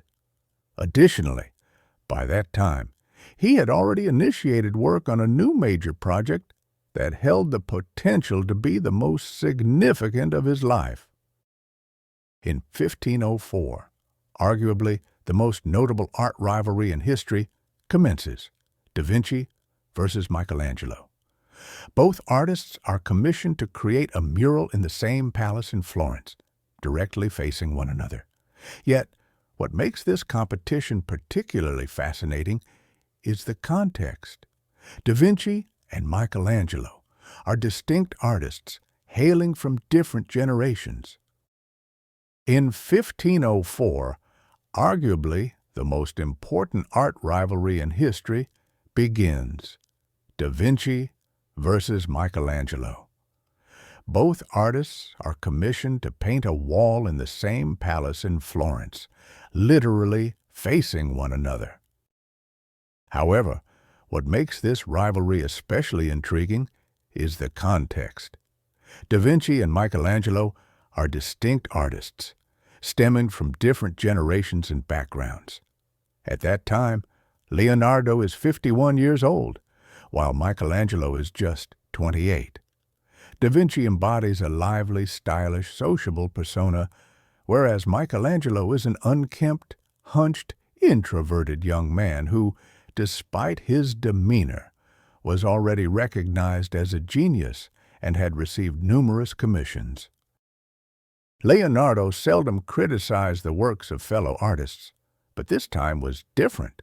In his view, the nudes created by Michelangelo resembled sacks of nuts, excessively defined, devoid of any sfumato, plasticity, and all the qualities that Da Vinci held in high regard. Michelangelo rarely engaged in disputes. He primarily viewed himself as a sculptor and applied this mindset to his painting. The theme selected for Leonardo's fresco was the Battle of Anghiari, an important event for the Florentines. Leonardo was already able to push his perfectionism to the extreme. The open rivalry with the young prodigy likely drove him somewhat mad. He once again dissects dead horses, studies deceased individuals, sketches both in his journals, and embarks on new experiments. The Battle of Anghiari was selected, a key event for the Florentines. Leonardo, already skilled at pushing his perfectionism to the brink, openly competed with the young star. This likely drove him somewhat mad. He once again dissects dead horses, studies deceased individuals, sketches both in his journals, experiments anew with paint, procrastinates yet again, and misses deadlines once more. During the process of creating the fresco, Leonardo's biological father died. Their relationship was far from perfect. However, it was often the father who connected clients with his son. Leonardo often failed to fulfill these commissions, and the Vinci family did not acknowledge him as their legitimate child, despite having a dozen other offspring.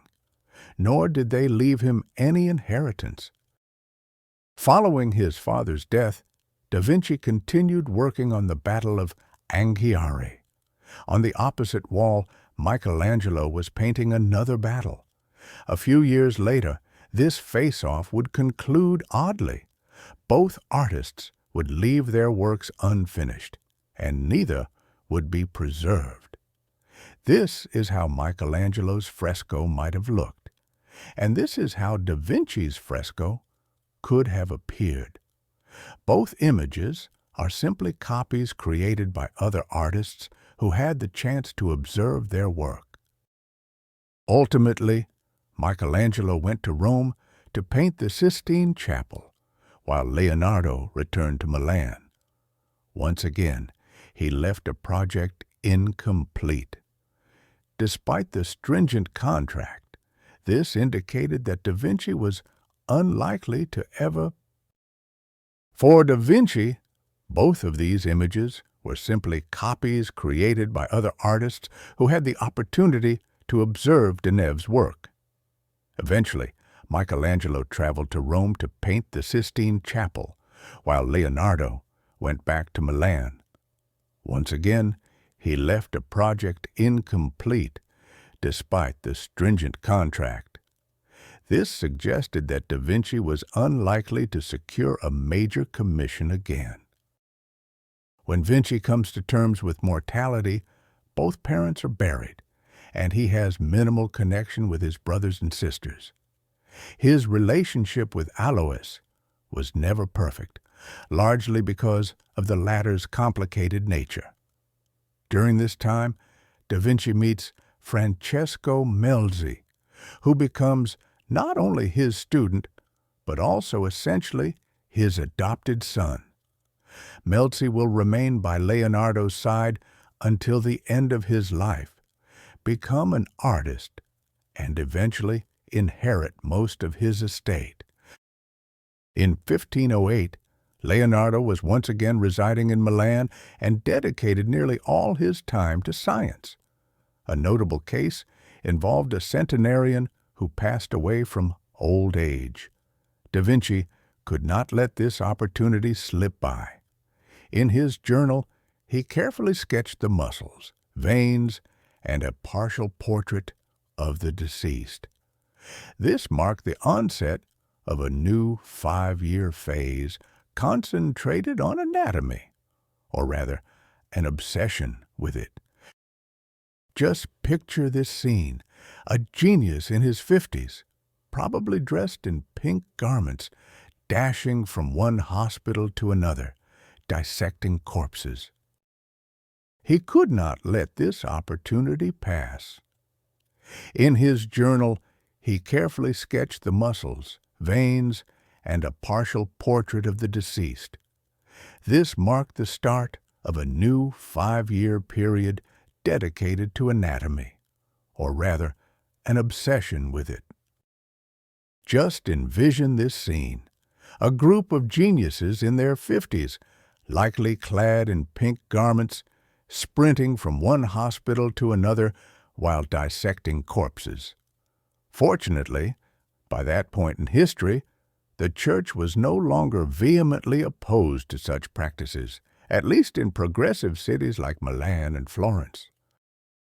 It may be during this time that Da Vinci is most likely remembered in history not just as an artist, but also as a scientist.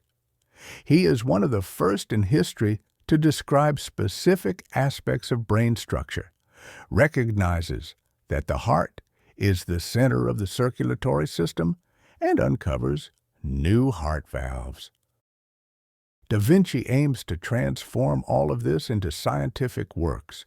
Will he finish what he has begun? Of course not.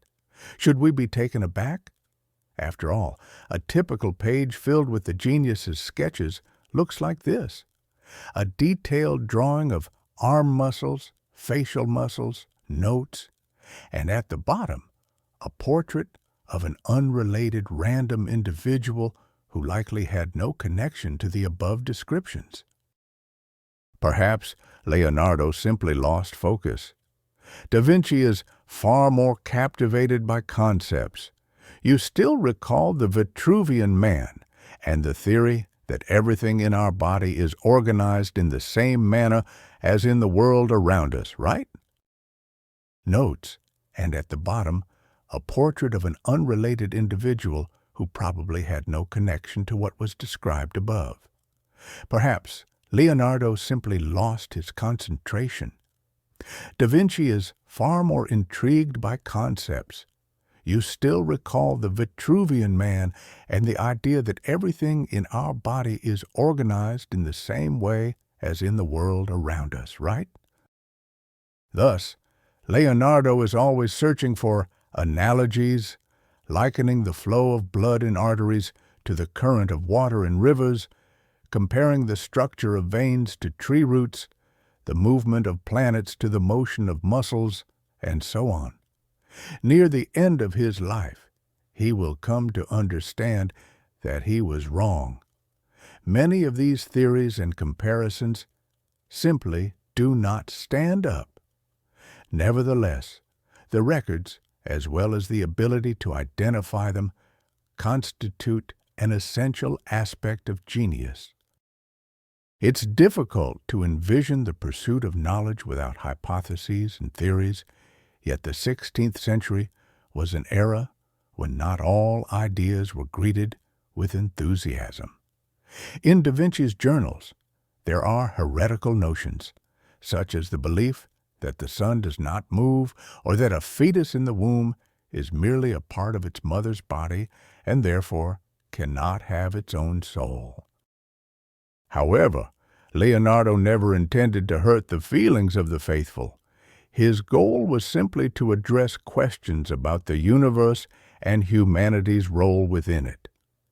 Da Vinci believed in the divine origin of life, but chose to investigate the world around him through science and art rather than through dogmas and the Church. Therefore, it cannot have its own soul.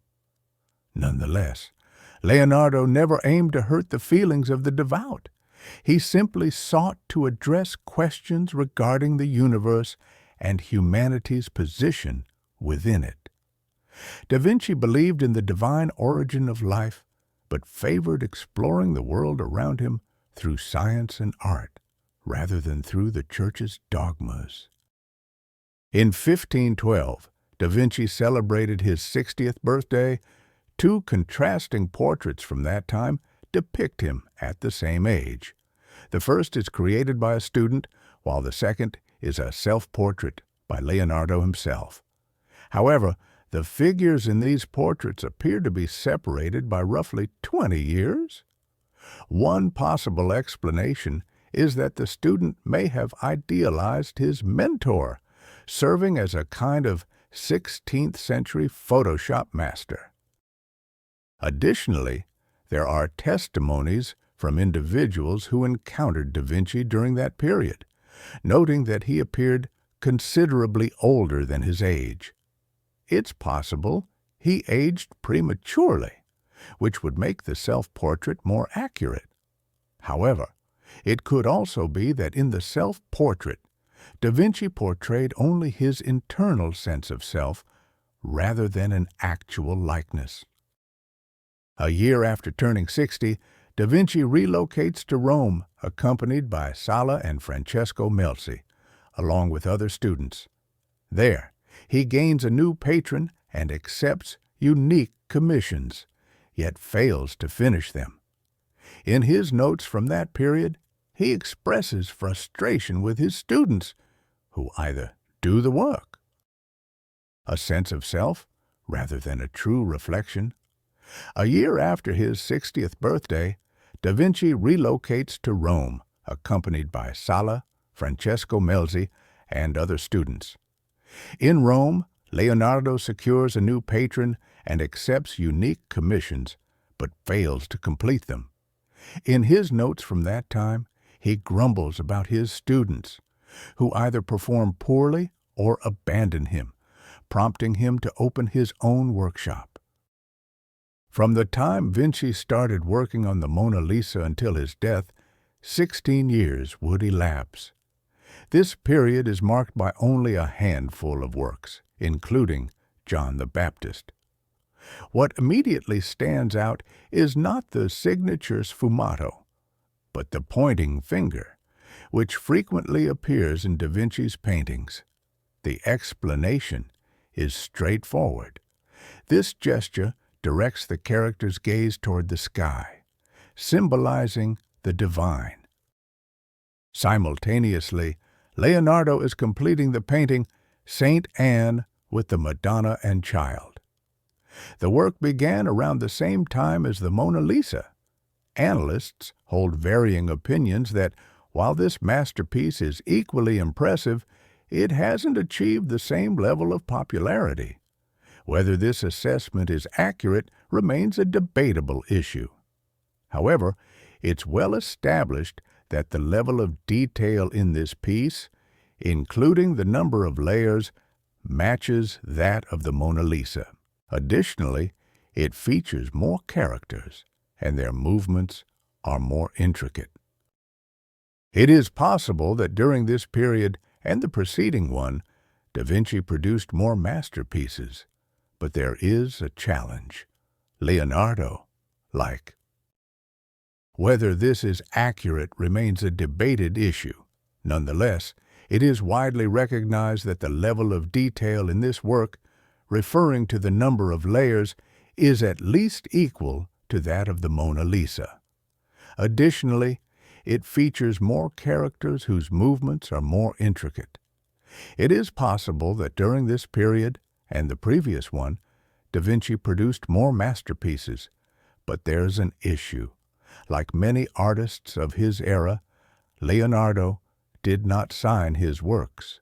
Furthermore, his diaries rarely reference what he was working on at any specific time. In Wikipedia, articles discussing various masterpieces by the genius, one often comes across the ambiguous phrase, "the painting believed to be by Leonardo da Vinci." Behind this brief statement lies a vast and uncharted realm for everyday individuals, known as the art market. In 1900, a painting named Salvator Mundi was discovered in Britain in fairly poor condition, and the artwork itself did not appear to be an exceptional masterpiece.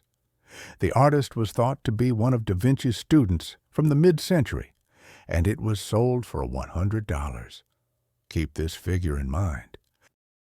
Another 50 years later, in the new millennium, a theory arises suggesting that the author is not a student at all, but Leonardo himself. Experts convene, intricate technical analyses are performed, and ultimately, in 2013, Salvator Mundi, attributed to Leonardo da Vinci, is acquired by a Russian billionaire who amassed his wealth in fertilizer production. Dollars. Keep this figure in mind. Then, another 50 years later, in the new millennium, a theory emerges suggesting that the author is not a student at all, but Leonardo himself. Experts come together, intricate technical analyses take place, and ultimately, in 2013, Salvator Mundi, attributed to Leonardo da Vinci, is bought by a Russian billionaire who built his fortune in fertilizer production. The transaction amount is $127 million. 4 years later, a Saudi prince purchases the piece for $450 million. Salvator Mundi thus becomes the most expensive artwork ever sold at auction. Applause. What is the most significant aspect of this story? First and foremost, fertilizer production proves to be a highly lucrative business. Secondly, some experts still view the whole saga surrounding the painting Salvator Mundi as the largest scam in the history of the art market. Here's the reason. The determination of authorship for any given painting falls to experts, and one of the criteria in their assessments is intuition, a sort of sixth sense. True story. Consider Salvator Mundi. Some experts examine the painting and highlight the signature Sfumato technique, the treatment of fabrics, and the hair, elements all characteristic of Da Vinci. Another group of equally respected experts opposes this view. They argue that Leonardo would unlikely have portrayed the figure frontally. He typically favored a 3/4 perspective. Also, take a look at the orb in the hand. As someone knowledgeable in science, Da Vinci would surely have recognized that a glass orb distorts the object behind it. The hand should be visible. The fabric and the hair show characteristics typical of Da Vinci. However, another group of equally respected experts disagrees. They argue that Leonardo would scarcely have depicted the figure frontally, as he favored a 3/4 perspective. And observe the orb in the hand. As someone educated in science, Da Vinci surely understood that a glass orb distorts the object positioned behind it. The hand should be visible in an inverted perspective. Initially, the experts respond to this by saying, well, a genius is a genius. He purposely placed the hand behind the orb, challenging the laws of physics, fully aware that otherwise this detail would draw the viewer's attention. Who is correct remains uncertain. However, it is important to highlight that the experts contesting Da Vinci's authorship remain in a significant minority. The painting, whose authorship is indisputable, is still open to analysis. What casts doubt, as noted by many Internet users, is the extent of its status as a masterpiece. On YouTube, one often encounters remarks such as, "Is it really that much of a masterpiece? If it hadn't been stolen, no one would even know about it. There are far better paintings out there, and I just don't care for this Mona Lisa." All right, it's time to provide a definitive answer. The Mona Lisa is undoubtedly a masterpiece. While the Mona Lisa might not appeal to everyone, that's completely acceptable. Indeed, the immense popularity of the Mona Lisa is linked to its theft in the early 20th century. If you're unsure what I'm referring to, take some time to learn about it. There are certainly many paintings superior to this one, and I just don't have an affinity for it. The Mona Lisa, it's time for a straightforward statement. The Mona Lisa is undeniably a masterpiece. It might not suit everyone's taste, and that's absolutely fine. Yes, the immense fame of the Mona Lisa is connected to its theft in the early 20th century. If you're unclear about what I'm referencing, explore the concept on my channel that focuses on the theft of the Mona Lisa. The storyline is captivating, the video is impressive, and you'll find the link in the description. In conclusion, countless world masterpieces have been stolen and later returned. Can they rival the Mona Lisa in terms of recognition? That's a rhetorical question. Consider two paintings. One, Ginevra, the Bench, which Leonardo created while he was still in Florence around the age of 25. It is a commendable work by a skilled artist, yet the Mona Lisa stands as a true masterpiece of genius. Between these two works span decades of research in fields like optics, anatomy, geology, and more. The extensive knowledge and experience that Da Vinci accumulated over the years did not escape the notice of the Mona Lisa for centuries. Her face likely lost its eyebrows due to one of the restorations, and the colors have yellowed and faded, an outcome of the artist's experiments with paint. In the museum, there is indeed a copy of the Mona Lisa, likely created by one of Da Vinci's students. Thanks to this copy, we can approximate what the colors of the Mona Lisa looked like 500 years ago. By the way, the renowned gaze that follows you was not an invention of Da Vinci. This technique, as a result of one of the restorations, the colors have yellowed and faded, stemming from the artist's experiments with various paints. In the museum, there is, in fact, a copy of the Mona Lisa, likely painted by one of Da Vinci's students. This allows us to roughly envision what the colors of the Mona Lisa looked like 500 years ago. By the way, the famous gaze that follows you was not a creation of Da Vinci. This technique, where a character appears to look at the viewer from any angle, had been used long before Leonardo. However, today this effect is primarily linked to Jacques Dali. Most importantly, the Mona Lisa embodies a culmination of the artist's entire life, decades of research, experimentation, and refinement. Perhaps that's why Leonardo never handed it over to the client and continued to make additions. For Da Vinci, being simply good enough was never satisfactory. In 1515, Leonardo accepts an invitation from a new patron, King Francis I of France. This marks the first time Da Vinci leaves Italy, while Allah stays behind in Milan. Leonardo's new residence is a quaint castle in France. King Francis I proves to be the ideal patron Da Vinci had long awaited, providing comfortable living conditions, a generous stipend, and, most importantly, no deadlines.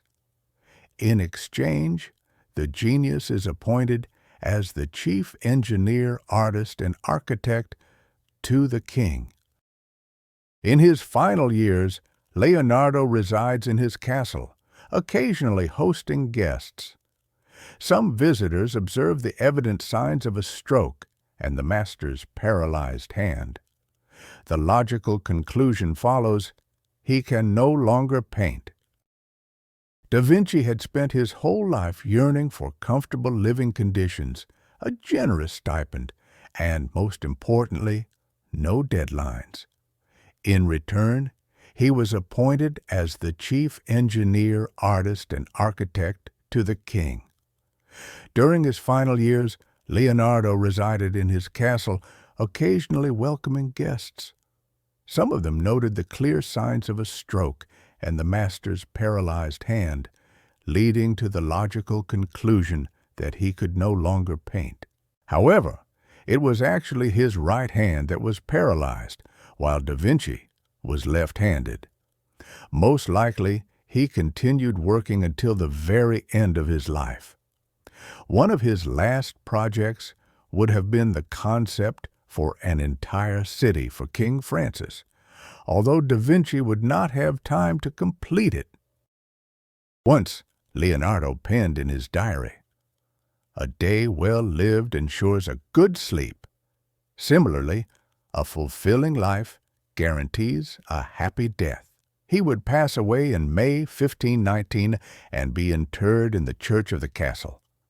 In the 19th century, the church would be destroyed, and then, half a century later, the remains would be excavated and reburied in another church.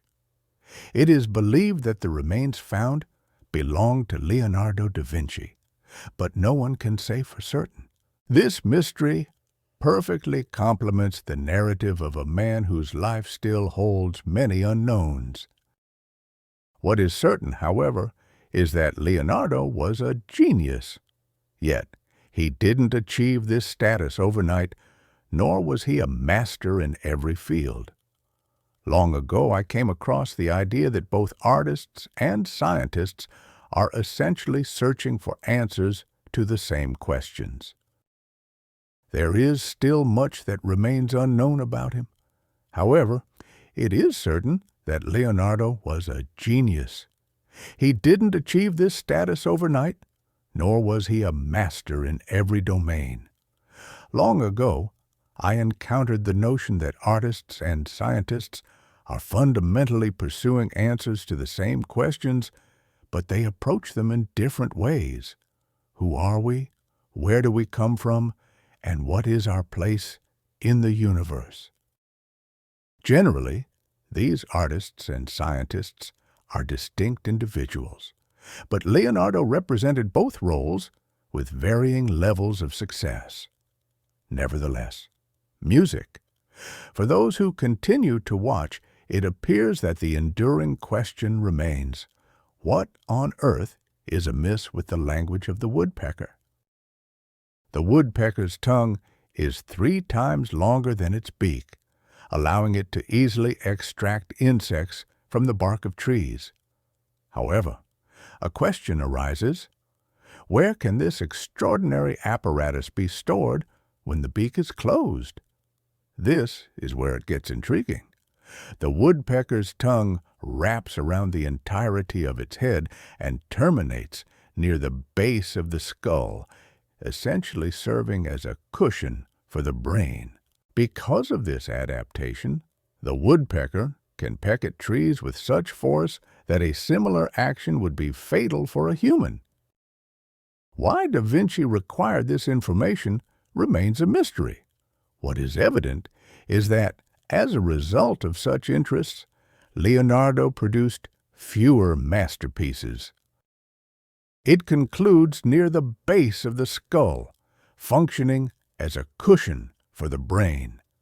This adaptation allows the woodpecker to peck at trees with such tremendous force that a similar impact would be lethal to a human.